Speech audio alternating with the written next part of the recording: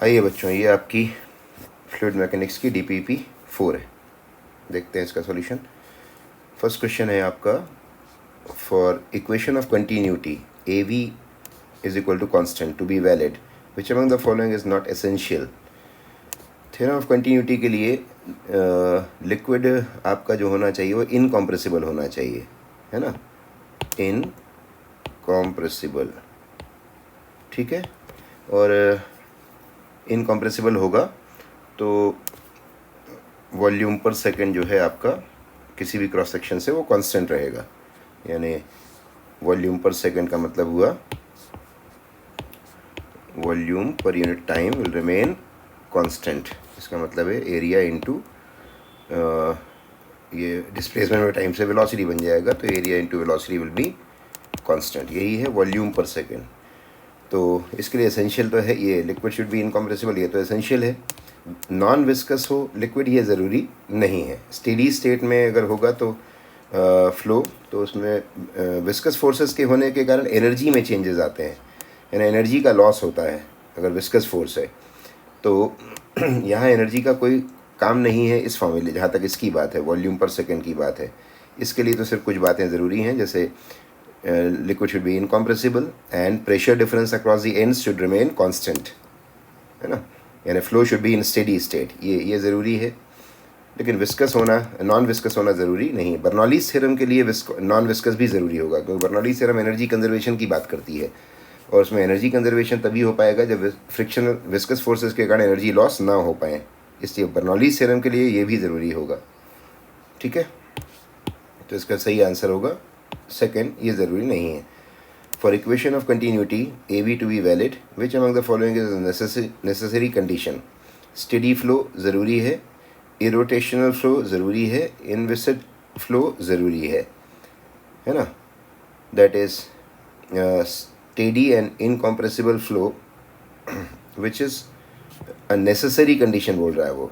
तो अकेले अकेले, यानी ये अगर हम बोलेंगे तो ये भी ज़रूरी है, लेकिन इस वाले ऑप्शन के अंदर ही वो सारी चीज़ें आ रही हैं, है ना, स्टेडी एंड इनकॉम्प्रेसिबल फ्लो, ठीक है। इसलिए हम इसके क्वेश्चन का आंसर में ये टिक करेंगे, क्योंकि बाकी के जो ऑप्शंस हैं वो आपके किसी एक चीज़ को डील कर रहे हैं। इसमें ये भी आ गया, ये भी आ गया, इसलिए फोर्थ ऑप्शन को टिक करेंगे। Question number 3, the total area of wings of aeroplane is 10 metre square. The speed of area आपको दिया है 10 मीटर स्क्वायर।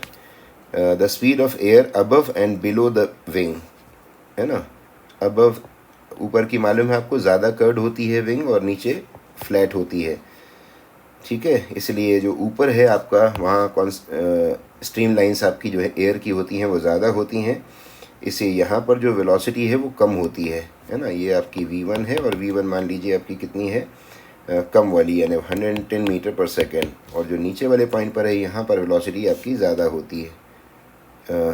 सॉरी, यहाँ पर मैं उल्टा बोल गया, एक मिनट। क्या है, डायग्राम बिना बनाए अगर काम करेंगे तो ऐसी ही गलतियाँ होती हैं, है ना। ऊपर वाली ज़्यादा कर्ड होती है, यानी यहाँ पर की जो स्ट्रीम लाइंस हैं वो क्राउडेड होती हैं, ऐसी, है ना।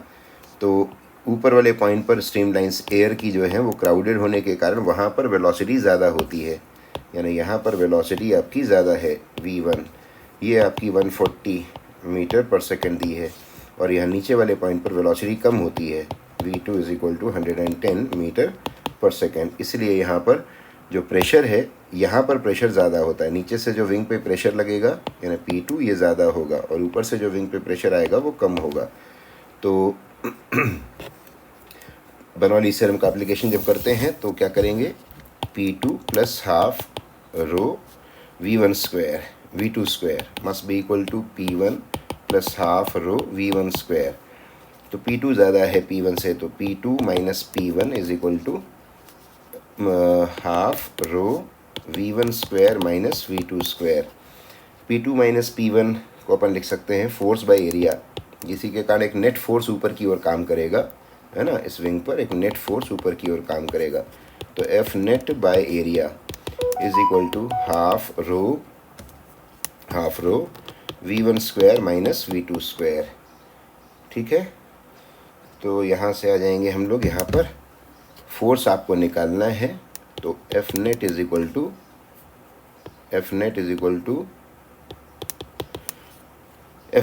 टू एरिया को उधर चेंज कर लो, तो हाफ रो डेंसिटी डालो 10⁻³ एरिया दिया हुआ आपको 10 और V1 square 140 square minus 110 square. तो इसको सॉल्व कर लेंगे, मैं थोड़ा सा ऊपर से क्लियर कर दूं ये। तो एफ नेट आ जाएगा, F net is equal to ये हो जाएगा आपका 10⁻⁴ यानी 10,000/2 5,000 इंटू यहाँ से ए स्क्वायर माइनस बी स्क्वायर लगा देंगे, तो ए प्लस बी 140 प्लस 110 है ना, ये हो जाएगा आपका 250 इंटू ए माइनस बी 140 माइनस 110 यहाँ से 30 आ जाएगा। इसको सॉल्व कर लेंगे, तो पहले ज़ीरोस काउंट कर लें, तो 1 2 और ये 3 10⁻⁵ तो ये आ गया, फिर 25 3 ज़ा 75 इंटू 5 745 इंटू 5 इसका इंटू करेंगे तो 37 375 इंटू 10⁻⁵, ठीक है ना। 375 इंटू 10⁻⁵ मतलब ये हुआ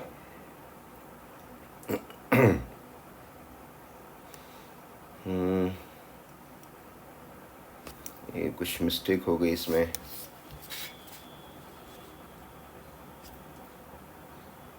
एक बार फिर सॉल्व कर रहा हूँ बेटा।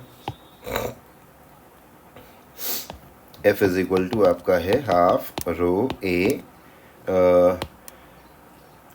140 स्क्वायर माइनस 110 स्क्वायर, ठीक है। तो हाफ डेंसिटी आपकी 10⁻³ पानी की, ओह सॉरी मैंने पानी की डेंसिटी यूज़ कर ली बेटा, एयर की डेंसिटी यूज़ करना चाहिए। एक्चुअली क्वेश्चन में इसमें दिया होना चाहिए है ना, रो डेंसिटी ऑफ एयर, क्योंकि ये नॉर्मली अपन को याद नहीं करना पड़ता, ये 1.3 होती है 1.3 kg/m²। ओके तो हाफ डेंसिटी आपकी 1.3 इंटू एरिया 10 और ये आ जाएगा आपका 140 प्लस 110 250 इंटू 140 माइनस 110 यानी 30, ठीक है। इसको सॉल्व करेंगे तो आ जाएगा 1.3 इंटू 2500 इंटू 30/2 48750 ये आपका फोर्स आ जाएगा, है ना। ऐसे क्वेश्चन में बेटा डेंसिटी आपको दी जाएगी, ओके। एयर का मामला नहीं तो सीधे पानी का ही ध्यान आता है एक्चुअली। चलिए क्वेश्चन नंबर 4 में आते हैं। क्वेश्चन नंबर 4 में water flows through a tube of radius r with speed v, ये 2 बार रिपीट हो गया। If this tube is connected to another tube of radius r/2 the speed of water in the second tube, यानी ये आपकी tube ऐसी है कि इधर से जो फ्लो आ रहा है, यानी ये रेडियस आपकी r है और यहाँ पर जो वेलोसिटी है ये रेडियस आपकी r/2 है, r/2। यहाँ पर वेलोसिटी आपको v दी है और यहाँ पर पूछा है, तो यहाँ आपको सीधे थ्योरम ऑफ कंटिन्यूटी लगाना है ना। Volume per second through this cross section should be equal to this cross section, तो A1V1 is equal to A2V2 that is V dash जो भी है, तो πr² into V must be equal to A2 यानी πr²/4 into V dash, तो V dash आपका आ जाएगा 4V, है ना, fourth option. Question number 5। Question number 5 में water is flowing through a tube of non uniform cross section, ratio of the radius eight entry and exit point, यानी entry and exit point पर ratio आपको दिया है, ये entry मान लीजिए यहाँ पर, तो ये आपकी R1 और ये आपकी R2, तो रेशियो आपको R1/R2 दिया है 3/2। Then the ratio of velocities and velocities का रेशियो मांगा है, तो आपको मालूम है A1V1 is equal to A2V2 लगाना है, यानी πr1² V1 is equal to πr2² V2, so V1/V2 will be equal to R2²/R1², तो ये 2/3 का स्क्वायर कर दो 4/9। First option is the right answer, ठीक है बेटा। क्वेश्चन नंबर नेक्स्ट लेते हैं 6th।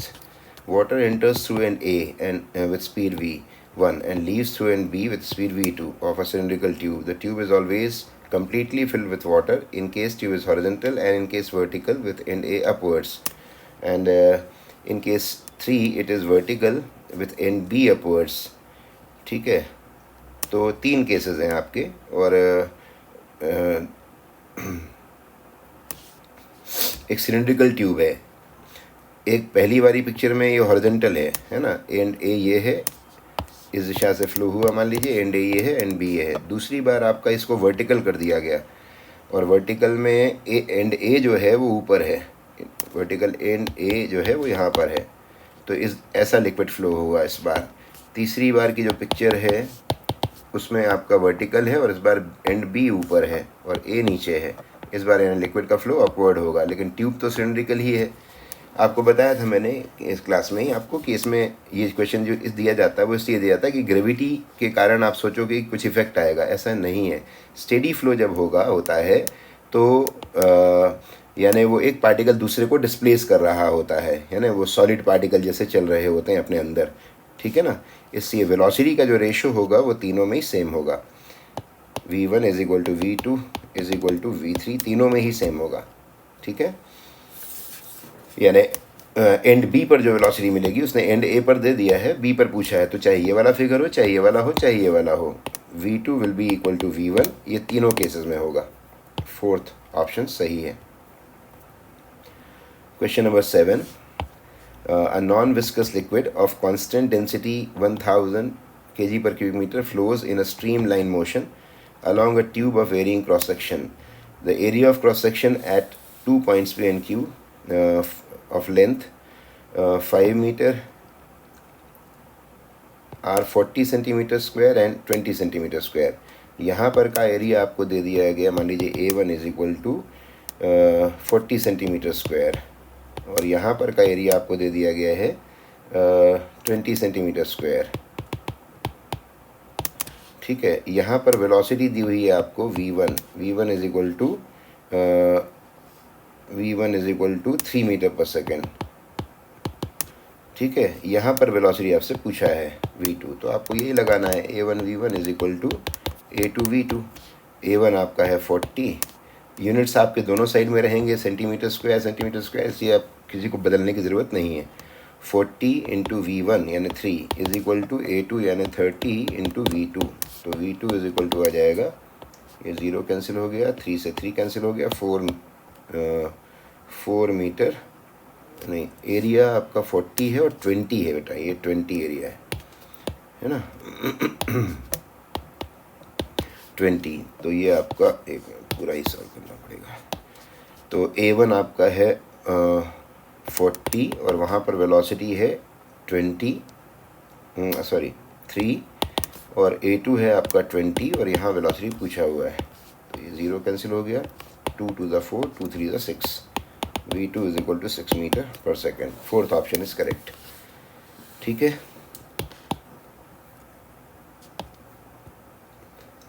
An incompressible liquid flows through a horizontal pipe as shown, then the velocity v of the liquid is. ये आपका ऐसा पाइप दिया हुआ है, यहाँ पर वेलोसिटी दी हुई है, यहाँ पर दी हुई है और यहाँ पर. तो आपको पता है ये कि यहाँ से जो लिक्विड आया है, जो वॉल्यूम पर सेकेंड या जो मास पर सेकेंड आया, वो आगे जाके इन दो पार्ट्स में बढ़ गया. इस क्रॉस सेक्शन से निकल गया और इस क्रॉस सेक्शन से निकल गया. तो यहाँ का जो AV है यानी यहाँ का वॉल्यूम पर सेकंड जो हो जाएगा वो A इंटू वी हो जाएगा. मस्ट बी इक्वल टू यहाँ का मान लीजिए A1 V1 और यहाँ का मान लीजिए A2 V2. ये वॉल्यूम पर सेकंड है ना. कितना वॉल्यूम पर सेकंड आया था वही तो बढ़ जाएगा दो रास्तों में. तो AV is equal to A1 V1 plus A2 V2 कर लो. AV यानी वहाँ का एरिया आपको A दिया हुआ है ना, और वहाँ की वेलोसिटी है आपकी 3 और आगे जाकर ये वाला है एरिया A और यहाँ पर वेलोसिटी 1.5 दी हुई है. ठीक है. और यहाँ पर जाकर A2 है जो 1.5 A का एरिया है वहाँ पर ये वाला, और यहाँ पर वेलोसिटी पूछी हुई है. तो 3A is equal to 1.5 A plus 1.5 AV. तो 1.5 A is equal to 1.5 AV. Area cancel हो जाएगा. v is equal to 1 metre per second. ठीक है, ये भी कैंसिल हो जाएगा तो 1 आ जाएगा। Question number 9, in case of motion of fluid in a tube there an area of cross section is minimum.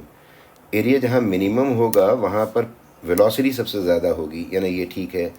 और प्रेशर की बात करें तो वेलोसिटी जो है वो इन्वर्सली प्रोपोर्शनल टू एरिया होती है थ्योरम ऑफ कंटिन्यूटी से, और बर्नौलीज थ्योरम से हॉरिजॉन्टल पाइप में जहाँ पर काइनेटिक एनर्जी ज़्यादा होगी वहाँ प्रेशर एनर्जी कम होगी, यानी ये दोनों उल्टे चलते हैं। तो प्रेशर एरिया के साथ साथ चलता है।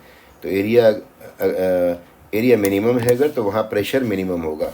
अगर एरिया मिनिमम है तो वहाँ पर प्रेशर मिनिमम होगा लेकिन वेलोसिटी ज़्यादा होगी। ये वाला टिक करिए, प्रेशर मिनिमम पकड़िए और वेलोसिटी मैक्सिमम पकड़िए, 1 and 4, third option. Question number 10, the cylindrical tube of a spray pump has radius r। एक स्प्रे पंप है जिसकी रेडियस आपकी r है और इसमें n होल्स हैं, यहाँ जाकर n होल्स हैं, ठीक है।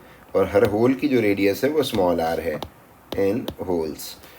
तो if speed of liquid in the tube is v, अब यहाँ से अगर कोई स्प्रे करते हैं हम लिक्विड तो यहाँ से वो होल से निकलेगा, यहाँ पर वेलोसिटी अगर v है तो speed of ejection of liquid through the holes will be, यहाँ पर वेलोसिटी कितनी होगी ये आपको बतानी है। तो वंस अगेन यहाँ का वॉल्यूम पर सेकेंड यहाँ के वॉल्यूम पर सेकेंड के इक्वल होना चाहिए थ्योरम ऑफ कंटिन्यूटी से। तो एरिया यहाँ का इंटू वेलोसिटी यहाँ की मस्ट बी इक्वल टू वहाँ का, वहाँ n होल्स हैं तो n इंटू वहाँ का area pi r square into V, यहाँ का है pi r square into V, है ना, is equal to n pi r square into V. Pi से पाई कैंसिल हो जाएगा, आपको v निकालना है तो v into r square by r square, यानी और n भी अपॉन में आ जाएगा। सही आंसर है आपका ऑप्शन 3। क्वेश्चन नंबर 11 में a liquid flows in the tube from होगा left to right as shown in the figure. A1 A2 as the cross sections, and the ratio of speed V1 by V2 will be equal to, तो सीधा formula है A1 V1 is equal to A2 V2, तो V1 by V2 will be equal to A2 by A1, है ना, second option. Question number 12, an L-shaped glass tube is just immersed in flowing water such that its opening is pointing against the flowing water. If the speed of water current is V, then, चलिए ये Bernoulli's theorem का application ले लेते हैं इसमें। ये एक point मैं यहाँ पर ले लेता हूँ, ये पॉइंट ए हो गया और ये पॉइंट आपका बी हो गया, और इन दोनों पॉइंट्स पर मैं बर्नौलीज थ्योरम लगाता हूँ, है ना, applying Bernoulli's theorem at A and B. तो ए और बी दोनों पे फ्लो जो है वो दोनों एक ही लेवल पे हैं। तो जब हॉरिजॉन्टल फ्लो होता है तो वहाँ पर के लिए बर्नौलीज थ्योरम सिर्फ इतनी रह जाती है, pressure at A plus half rho v at a square is equal to pressure at b plus half rho v b square। rho g h वाला टर्म दोनों से हट जाता है क्योंकि दोनों की हाइट सेम लेवल पे है ना, दोनों का पोजीशन सेम लेवल पे है, ठीक है। ए पर का प्रेशर लेते हैं, तो पॉइंट ए पर का जो प्रेशर है, यानी ये वाला पॉइंट जो है यहाँ पर का, तो इस पर का जो प्रेशर होगा यहाँ पर, इसके ऊपर प्रेशर जो होगा वो सिर्फ क्या क्या होगा, एटमॉस्फेरिक प्रेशर प्लस इस हाइट का प्रेशर लिक्विड की, ये वाली हाइट आप h मान लीजिए, है ना।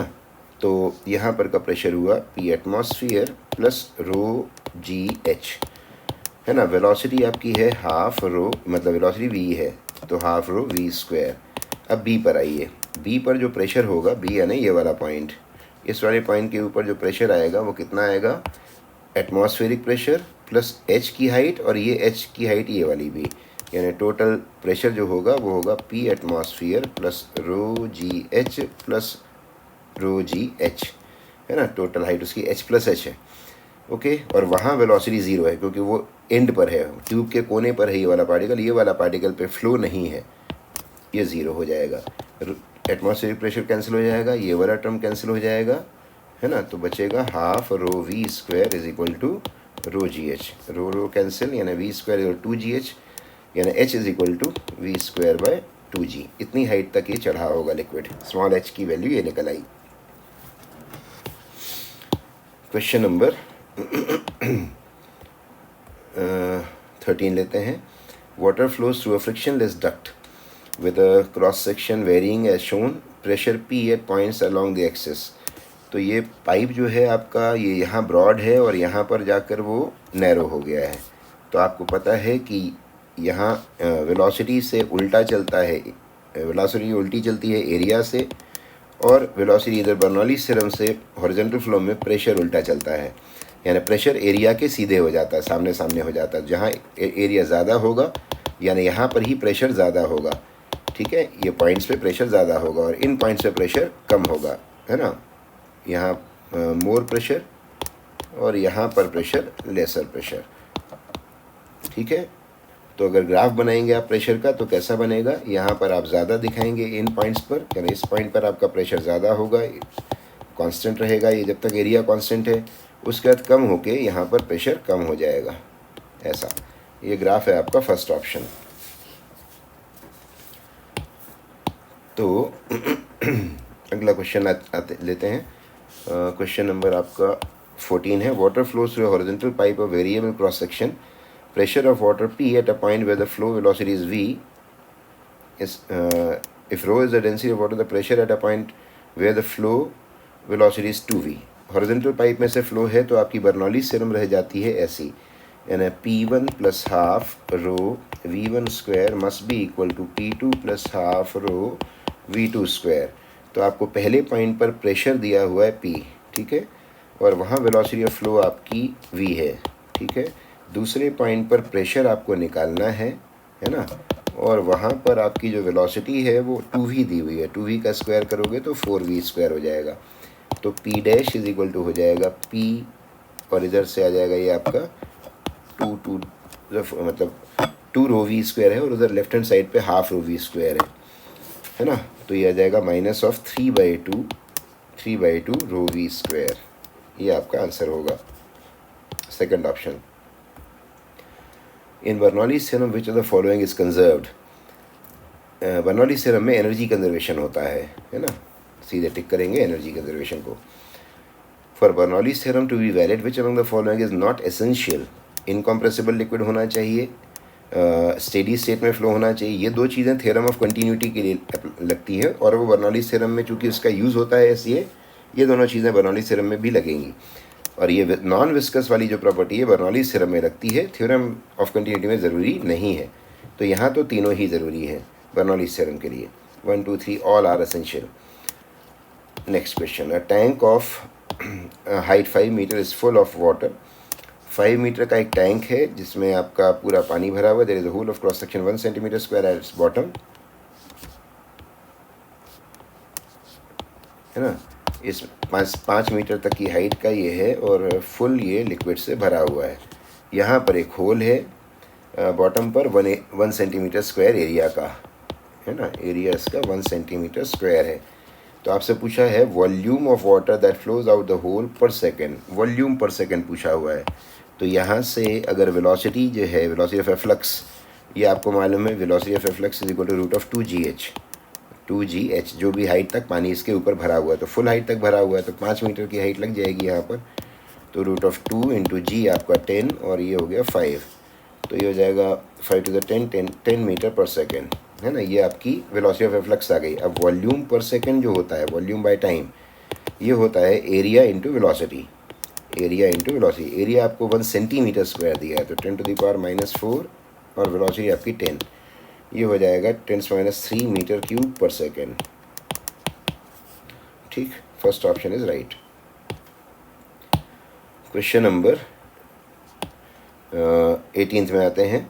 अ cylinder of height 20 metre is completely filled with water. Velocity of flux through a small hole on the side wall near the bottom. Bottom पे एक स्मॉल होल है, उस पे से आपको वेलोसिटी ऑफ फ्लक्स चाहिए। तो आपको मालूम है बॉटम होगा तो टोटल हाइट जो है आपकी पानी की पूरे टैंक की लग जाएगी। तो root of 2 into 10 into height आपकी 20 मीटर दी है, तो 20 इंटू 20 यानी 400 अंडर रूट हो जाएगा 20 metre per second, second option. Question number 19, there is a hole at the bottom of tank having water if total pressure at the bottom is, यानी bottom पर आपका एक होल है और इस लिक्विड भरा हुआ है, पानी भरा हुआ है जो भी है, और total pressure at the bottom, यहाँ पर जो प्रेशर है, यहाँ पर ये टोटल प्रेशर जो है वो 3 एटमॉस्फेयर है, है ना, इस जगह पर प्रेशर जो है 3 एटमॉस्फेयर है। तो समझ जाओ बेटा कि 3 एटमॉस्फेयर अगर टोटल प्रेशर है, इसका मतलब है 1 एटमॉस्फेयर तो ये हो गया एक एयर के कारण, फिर पानी के कारण जो प्रेशर है वो 2 एटमॉस्फेयर के कारण 2 एटमॉस्फेयर होगा, और ये होता है रो जी एच, है ना। तो रो जी एच की वैल्यू आपको 2 एटमॉस्फेयर की मिल गई। समझ आई बात। तो टोटल प्रेशर यहाँ 3 एटमॉस्फेयर था, इसका मतलब है कि ऊपर से जब हम देखेंगे तो एयर होगी, है ना, एयर के कारण तो 1 एटमॉस्फेयर का प्रेशर होगा, और जो पानी चढ़ा हुआ है सोल के ऊपर उसके कारण 2 होगा, तब जाके 3 एटमॉस्फेयर का टोटल प्रेशर बनेगा। इसका मतलब है आपको ये वाली चीज़ मिल गई कि पानी की के कारण जो प्रेशर है उससे हाइट मिल जाएगी आपको। तो आप सबसे पहले इसी को पकड़ लें, rho G H is equal to 2 atmosphere. 2 atmosphere का मतलब हुआ 2 एटमॉस्फेयर की वैल्यू 10⁵ दी हुई है ना, 10⁵। तो डेंसिटी आपको 10⁵ होती है पानी की, और ये 10 होता है, तो 4 पावर यहाँ हो गई, 1 बची वहाँ पर, तो height is equal to 20 metres आ जाएगा। अब आप यहाँ से maximum height up to which water can, sorry कौन सा क्वेश्चन था, ये वाला, then the velocity of water, यहाँ से अब आप वेलोसिटी बता सकते हैं। तो velocity of efflux will be equal to root of 2gh, that is root of 2g into 20।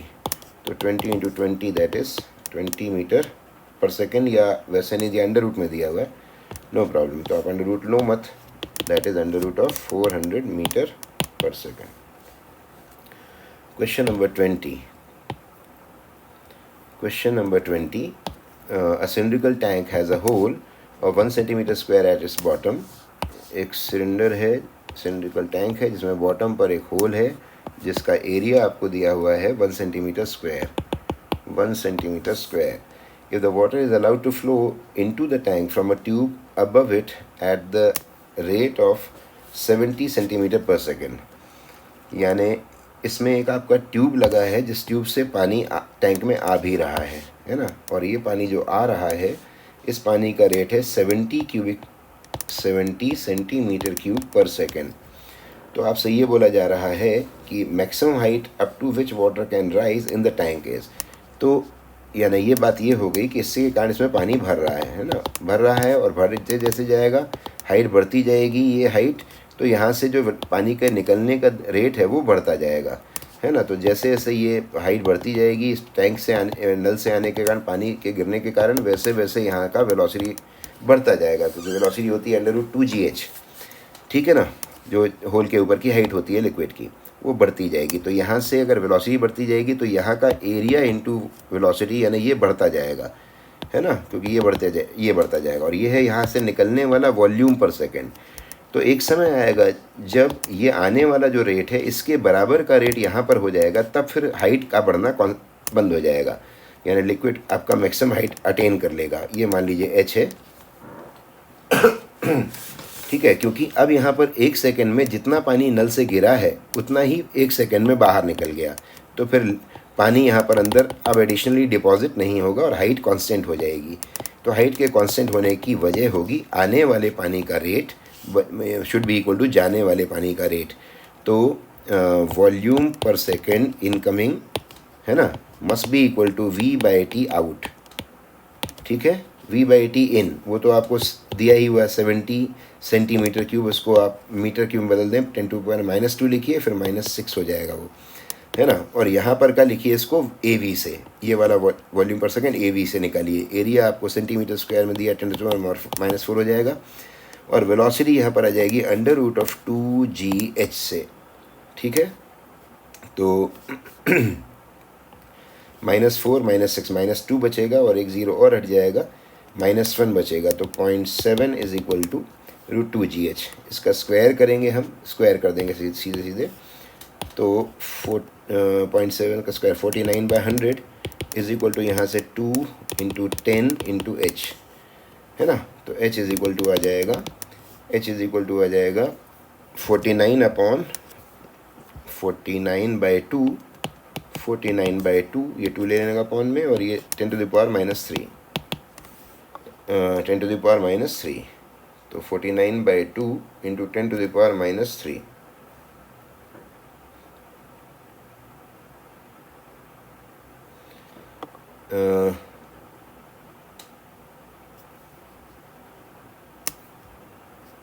कुछ गड़बड़ लग रहा है मुझे, क्योंकि मिलीमीटर में दिख रहा है ये, तो कम हो जाएगा, कम होगा। फिर से एक बार लेता हूँ। आने वाले पानी का रेट है आपका 70, देख लें एक बार अच्छे से, 70 क्यूबिक सेंटीमीटर पर सेकेंड, है ना। तो 70 क्यूबिक सेंटीमीटर 10⁻⁻2 करेंगे तो -6 मीटर क्यूब पर सेकेंड हो जाएगा। यहाँ का एरिया इंटू वेलोसिटी से लेना है, तो एरिया है आपका 1 सेंटीमीटर स्क्वायर 10⁻⁻4, वेलोसिटी आएगी √2gh से, तो √2 × g × h, है ना ये। नाउ इट इज़ -4 -2 बचा, -2 और मतलब -1 बचेगा, यानी 0.7 हो जाएगा, यानी 7/10। इसका स्क्वायर करेंगे तो वहाँ से 20h निकल जाएगा, that is h is equal to 49/2000, ठीक है ना। 100 और ये 2000 कम आ रहा है बहुत सारा, ये हो जाएगा आपका, मोटा मोटा पकड़ें तो 50/2 ले लें तो 25, और ये 10⁻³ ऊपर जाएगा 20। ठीक है बेटा, वो आंसर सही है, मतलब ये बहुत कम हाइट आएगी, 25 मिलीमीटर आ रही है।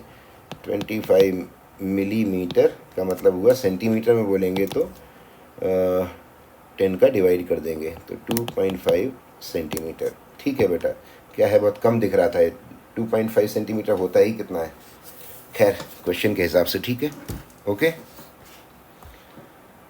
Question number 21, water is filled in a tank up to 3 meter height. The base of the tank is at a height 1 meter.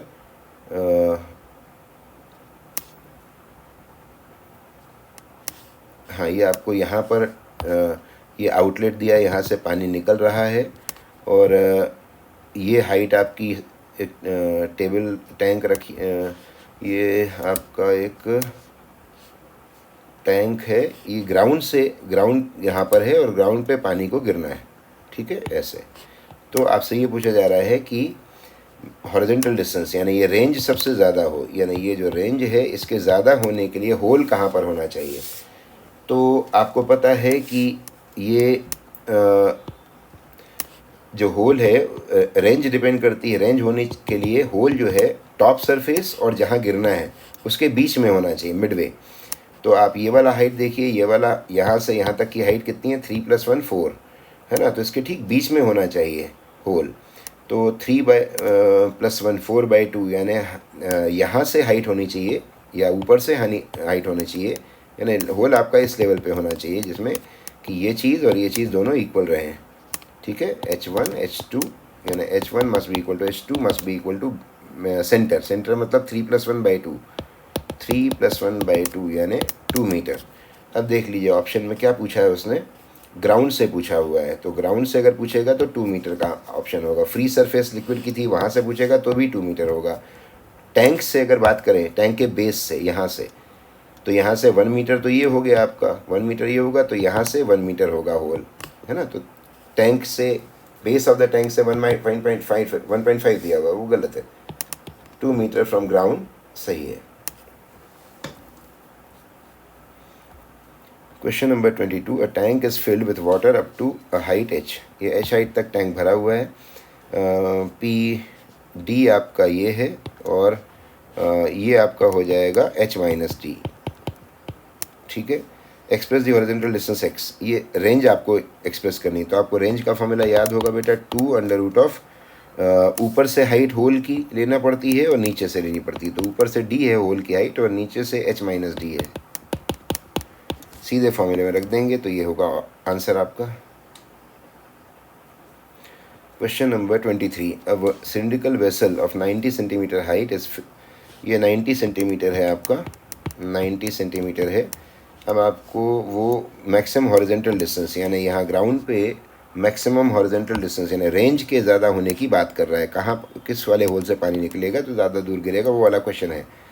तो आपको मालूम है कि 90 अगर है तो 45 सेंटीमीटर पे जो होल होगा, 45 सेंटीमीटर पे कौन सा होल है देखें, 1 तो आपका 20 पे है, 2 आपका 30 पे है, 3 आपका 45 पे है, 1 2 3, ये जो है ये आपका 45 पर है, ऊपर से आधे पर है 45। तो ये वाला जो है वो सबसे दूर गिरेगा, बाकी सारे जो है वो कम पे गिरेंगे, ठीक है। 45 वाला सबसे दूर गिरेगा, hole number 3।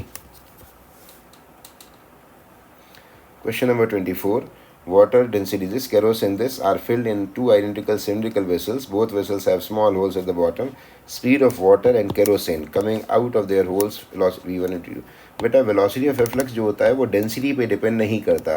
Velocity of efflux ये होती है √2gh. तो अगर ये दोनों आइडेंटिकल वेसल्स से और दोनों में स्मॉल होल बॉटम पे था, है ना, टॉप तक भरे थे, तो वेलोसिटी ऑफ एफ्लक्स दोनों में हाइट पे डिपेंड करती है ना, जी पे डिपेंड करता है, लेकिन डेंसिटी इसमें नहीं आता. तो ये केरोसिन हो चाहे पानी हो, v1 दोनों की वेलोसिटीज ऑफ एफ्लक्स बराबर होंगे. ठीक है. Question number 25. A tank is filled with water and two holes. A यहाँ पर है और बी यहाँ पर है, और ए की हाइट आपकी at height h from bottom and B at height h dash from top. For getting same range ratio h dash by h must be equal to. तो रेंज आपको सेम चाहिए. तो रेंज के लिए रेंज होती है आपकी फॉर्मूला √, जैसे मैं मान लीजिए इस वाले होल के लिए मैं बात करूं तो R1 इज इक्वल टू, ऊपर से ये h की हाइट पर है ना, हाइट h, सॉरी ये a जो है पहला वाला होल, सॉरी मैं b, ऊपर वाला होल b है, b eight depth h dash from top. ये h b आप सॉरी b यहाँ है ना, ऊपर वाला ये वाला b आपका h डैश फ्रॉम टॉप है, ये आपका h डैश है. ठीक है, ये आपका h डैश है. तो नीचे का कितना हो जाएगा इसका, अगर हम टोटल पानी की हाइट h मान लें तो ये नीचे का हो जाएगा h माइनस h डैश. तो इसके फॉर्मूले में आ जाएगा h डैश और h माइनस h डैश. इसी तरीके से इस वाले की बात करें तो इसकी रेंज हो जाएगी, सॉरी 2 भी लगता है बाहर, 2 √, इसमें लगेगा ये वाली हाइट आपकी h दी हुई है, ये है ना, तो ये h है, तो इसका ये h हो गया और ऊपर का बचा h minus h.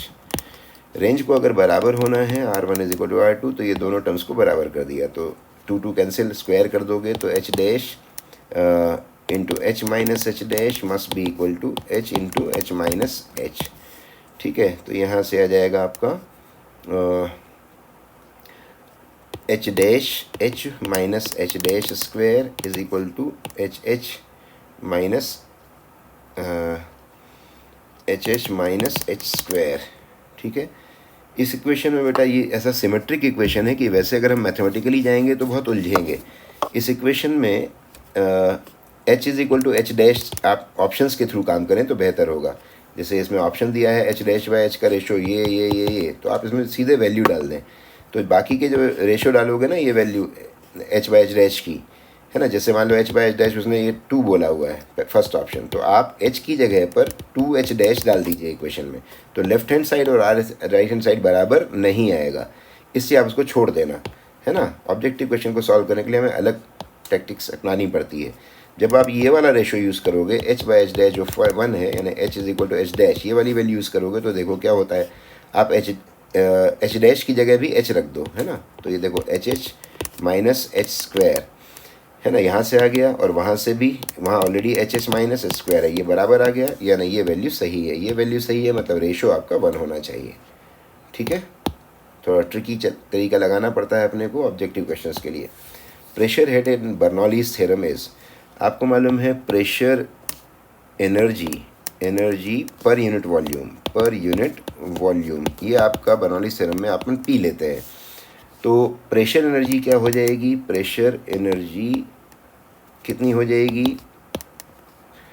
P into volume. क्यों, ये pressure energy per unit volume थी, अगर ये पर यूनिट वॉल्यूम थी तो प्रेशर एनर्जी कितनी होगी, प्रेशर इंटू वॉल्यूम. अब प्रेशर हेड किसको कहते हैं, pressure energy per unit wait वाली चीज़ों को हेड कहते हैं. तो आप इसमें P इंटू वॉल्यूम हो ही चुका है, इसमें mg का डिवाइड कर दो. ठीक है.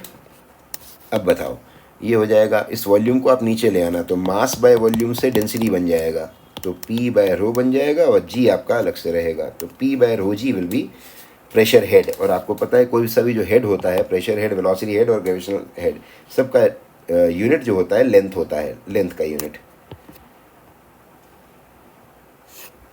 Question number 27. Wind with speed 40 metre per second blows parallel to the roof of a house, है ना, एक मकान की छत, है ना, ब्लोइंग ऑफ रूफ का केस है ये.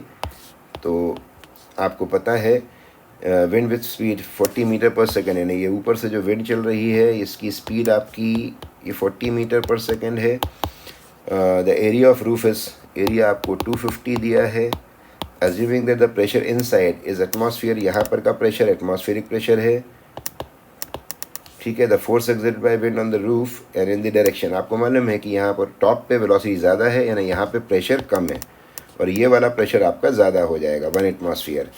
इसी कारण से फोर्स जो लगेगा अपवर्ड लगेगा और छत को उड़ा ले जाएगा।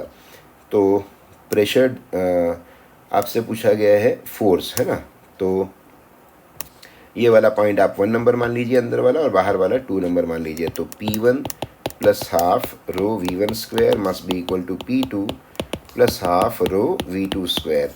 P1 आपको दिया है 1 एटमॉस्फेयर, यानी 10⁵ न्यूटन पर मीटर स्क्वायर, ठीक है, प्लस हाफ रो अंदर की जो एयर है उसकी वेलोसिटी तो ज़ीरो होगी, है ना, ये वाली चीज़ आप ज़ीरो रख दो, इज़ इक्वल टू P2 आपका हो गया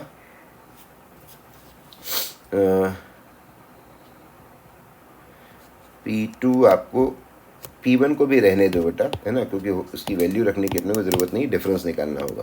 P2 plus half rho into V2 square आपको दिया है, तो यहाँ से P1 माइनस P2 बना लो, इसको अपन फोर्स में बदल देंगे, half rho V2 square, P2 minus P1 की जगह आप F/A लिख सकते हैं, तो हाफ रो V2 स्क्वायर और फिर F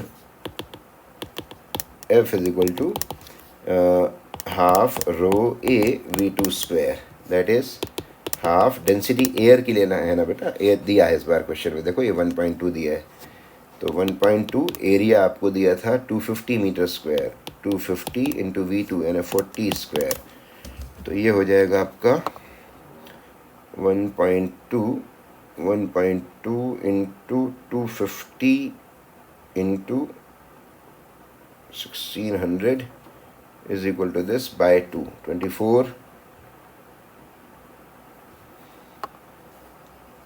ये आ जाएगा 24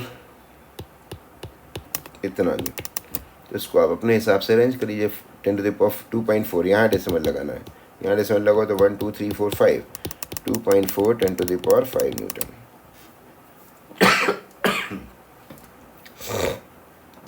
ठीक है बेटा, choose the correct statements for a cricket ball that is spinning clockwise through air. एक क्रिकेट बॉल है जो क्लॉकवाइज स्पिन कर रही है, क्लॉकवाइज स्पिन कर रही है, तो stream lines of air above the ball, cricket ball है मतलब इसको फेंका गया है, यानी ये आगे तो बढ़ ही रही होगी, यानी ये मोशन है। तो विथ रिस्पेक्ट टू एयर अगर हम बात करें तो जो ये ट्रांसलेशनल मोशन है, यानी ये वाला, इसके कारण जो स्ट्रीम लाइंस हैं वो तो एयर आपकी पीछे की ओर जाती हुई दिख ही रही होंगी, है ना।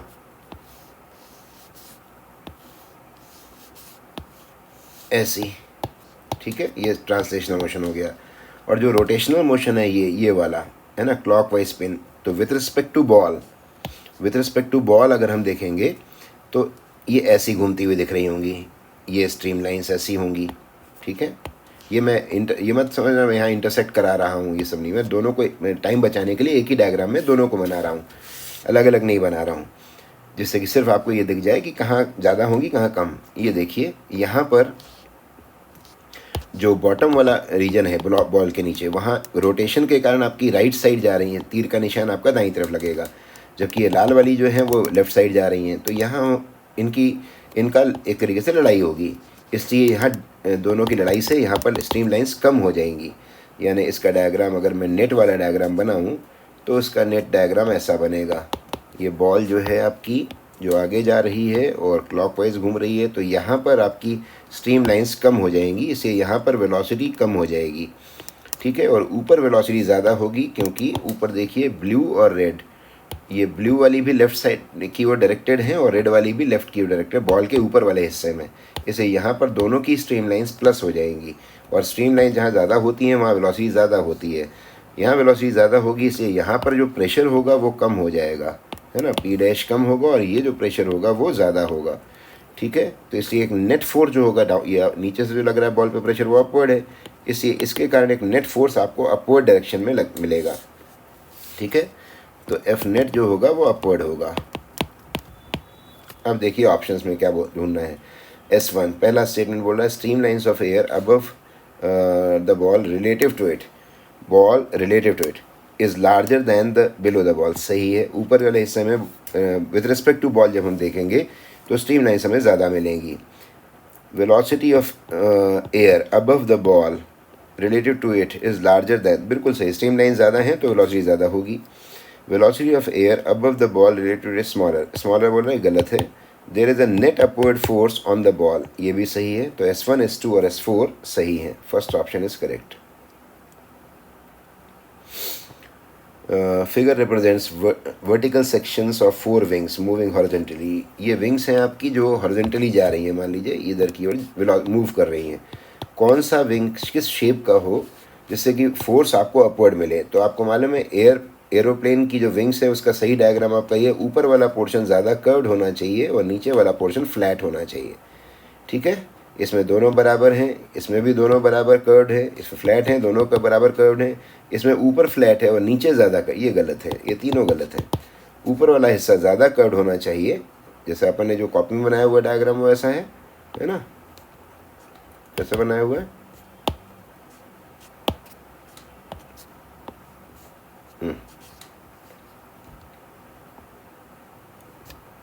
ऐसा याद आया, इधर की ओर जा रहा है एरोप्लेन, ऊपर वाला हिस्सा ज़्यादा कर्व्ड है और नीचे वाला फ्लैट है, ये वाला होना चाहिए।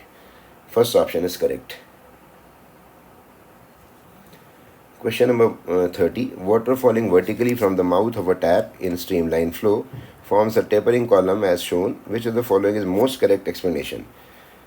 जब ये पानी नीचे गिरता है बेटा तो इसकी वेलोसिटी बढ़ती जाती है, क्योंकि अब ये नीचे गिरने के कारण तो ग्रेविटी काम करने लग जाती है। जैसे ये वाली हाइट अगर मैं h1 मान लूँ तो यहाँ पर जो वेलोसिटी मिलेगी v1 is equal to free motion one dimension √2gh1h होगी, है ना। लेकिन यहाँ पर जब पहुँच जाएगा यहाँ पर v2 जो होगी वो यहाँ से यहाँ तक की हाइट आपकी h जो होगी वो लगेगी फॉर्मूले में √2gh', तो वेलोसिटी बढ़ती जाएगी। जैसे गिरना ही है, फ्री फॉल है एक तरीके से, तो गिरते हुए पानी की वेलोसिटी बढ़ती जाएगी, और जहाँ वेलोसिटी बढ़ती जाएगी वहाँ एरिया कम होना पड़ेगा। तो ये जो पानी की स्ट्रीम है, पानी की जो स्ट्रीम है वो इस तरीके की होगी, क्योंकि नीचे गिरते समय वेलोसिटी बढ़ रही है तो यहाँ जाके एरिया कम होता जाएगा। सही ना, ये एरिया आपका कम हो जाएगा। तो थ्योरम ऑफ कंटिन्यूटी से काम होगा यहाँ पर, A1V1 is equal to A2V2। समझ गए,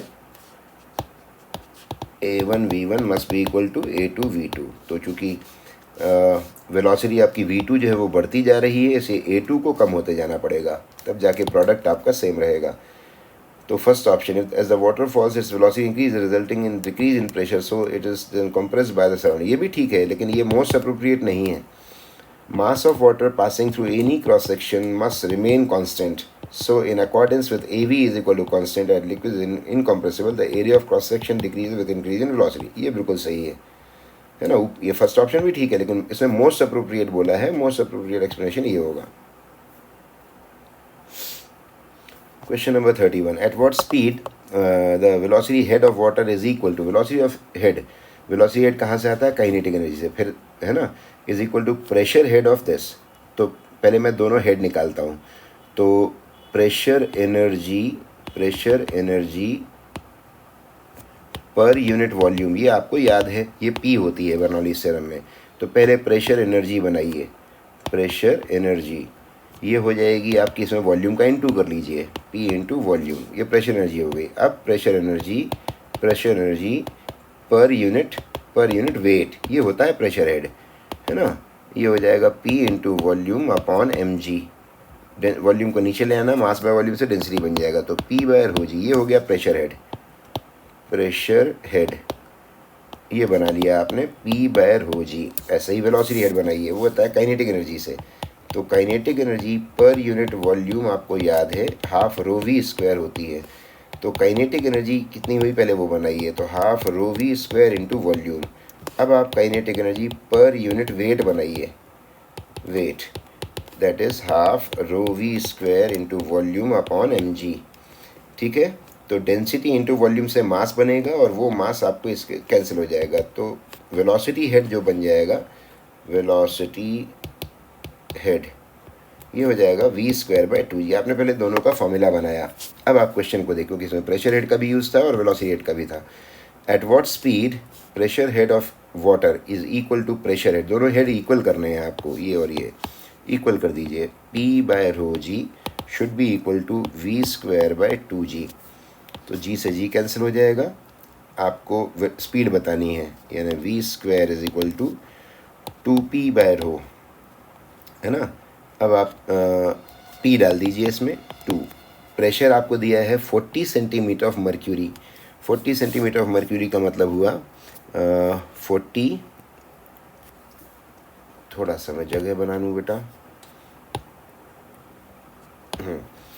तो 2p/ρ, तो v is equal to actually हो जाएगा √2p/ρ, है ना। यहाँ से यहाँ आ गए हम, तो √2। अब प्रेशर 40 सेंटीमीटर ऑफ मर्क्यूरी, तो ρgh density of mercury g into height of mercury, ऐसे निकालेंगे प्रेशर, है ना, अपॉन डेंसिटी ऑफ वाटर। क्योंकि आपको वेलोसिटी हेड किसका लेना है, ये प्रेशर निकालने का तरीका तो मर्क्यूरी से आ जाएगा। क्यों, मर्क्यूरी का बैरोमीटर होता है ना। तो प्रेशर आपकी कैलकुलेशन मर्क्यूरी से करेंगे, लेकिन एक्चुअली फ्लोइंग लिक्विड जो है वो वाटर है, तो यहाँ डेंसिटी है of water, that is √2 into density of mercury, और ये डेंसिटी ऑफ वाटर, ये दोनों को सॉल्व होकर सीधे 13.6 हो जाएगा, रिलेटिव डेंसिटी ऑफ मर्क्यूरी बन जाएगा, इंटू जी आपका 10, हाइट आपकी हो गई 0.40। क्यों, 40 सेंटीमीटर ऑफ मर्क्यूरी बोला था, ठीक है। तो यहाँ से सॉल्व करते हैं तो आता है कितना हो जाएगा, ये 0.4 इंटू 136 इंटू 2, 108.8 आ रहा है, √108.8। लगभग ये आपका 100 से थोड़ा ऊपर ही है, तो लगभग 10 से थोड़ा ऊपर का आंसर पकड़ लो। तो ये तीनों तो नहीं होंगे, ये ही हो पाएगा, 10.3 metre per second. In old age, arteries carrying blood in the human body become narrow, resulting in an increase in the blood pressure. ठीक है, this follows from, it is because of Bernoulli's principle। ये है ना, Pascal's law नहीं है, Stokes law नहीं है, Archimedes principal नहीं है। ये जो ब्लड प्रेशर का गेम है, इसमें थ्योरम ऑफ कंटिन्यूटी और बर्नौलीज थ्योरम इन्वॉल्व है।